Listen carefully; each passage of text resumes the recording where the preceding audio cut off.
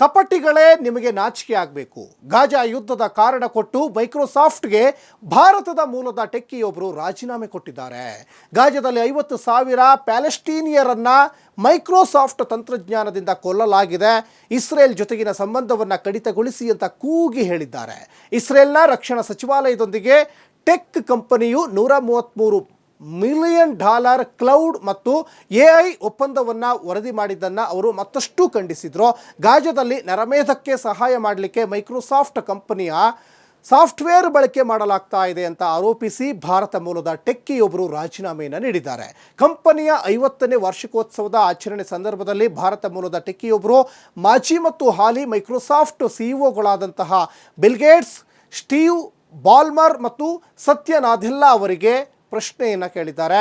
ಮೈಕ್ರೋಸಾಫ್ಟ್ನ ಕೃತಕ ಬುದ್ಧಿಮತ್ತೆ ವಿಭಾಗದ ಸಾಫ್ಟ್ವೇರ್ ಇಂಜಿನಿಯರ್ ವನಿಯಾ ಅಗರ್ವಾಲ್ ಪ್ಯಾನಲ್ ಚರ್ಚೆಗೆ ಅಡ್ಡಿಪಡಿಸಿದ್ರು. ನಿಮ್ಮೆಲ್ಲರಿಗೂ ಕೂಡ ನಾಚಿಕೆ ಆಗಬೇಕು, ನೀವೆಲ್ಲರೂ ಕೂಡ ಕಪಟಿಗಳೇ.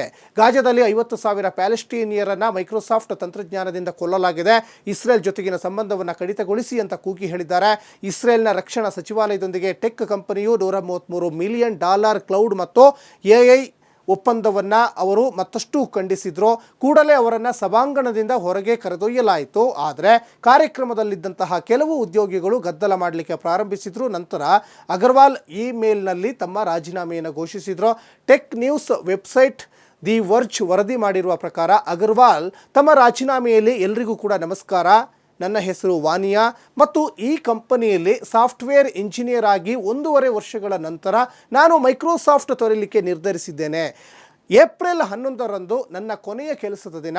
ಇಸ್ರೇಲಿ ಅಂಕಿಅಂಶಗಳ ಪ್ರಕಾರ ಅಕ್ಟೋಬರ್ 7, 2023ರಂದು ದಕ್ಷಿಣ ಇಸ್ರೇಲ್ನಲ್ಲಿ ಸಾವಿರಾರು ಹಮಾಸ್ ನೇತೃತ್ವದ ಬಂದೂಕುದಾರಿಗಳು ಸಮುದಾಯಗಳ ಮೇಲೆ ದಾಳಿ ಮಾಡಿ 1200 ಜನರನ್ನು ಕೊಂದು 251 ಜನರನ್ನು ಒತ್ತೆಯಾಳುಗಳಾಗಿ ಅಪಹರಿಸಿದ ನಂತರ ಇಸ್ರೇಲ್ ತನ್ನ ದಾಳಿಯನ್ನು ಪ್ರಾರಂಭಿಸಿತು.